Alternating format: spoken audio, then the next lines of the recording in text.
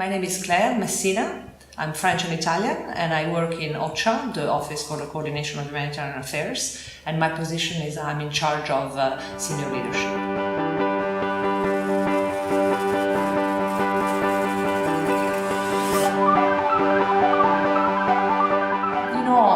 Adult education experts say that we learn 70% of what we learn comes from our work. We learn on the job. We learn while doing things. We most importantly learn while making mistakes. And by the way, allowing space for mistakes again is critical. And donors are more and more risk averse, so that's a problem. 70% comes from of learning comes from our own work experience. 20% comes from peers. We learn from our peers, we learn from our boss, we learn, of course, from our staff.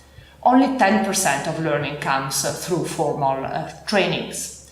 So, of course, there's a place for training, but there's much more place for work-based experiences. And so something that we are not doing much, or we're doing unconsciously in the system, is stretch assignments.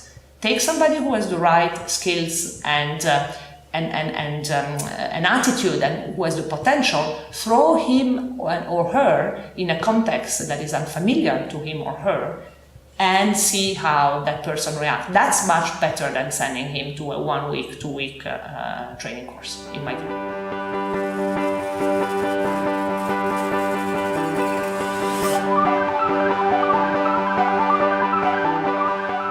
Fundamentally, at the end of the day, we should never forget who we are here to serve.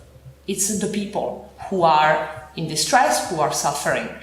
And the best way to approach any problem in the humanitarian sector is to start with the people and start with their needs and ask them, not assume that we know what their needs are, but ask them what their needs are and work backwards. Work backwards from there and say, these are the needs, who is best placed to address those needs and who will therefore address them. We too often think we are the solution.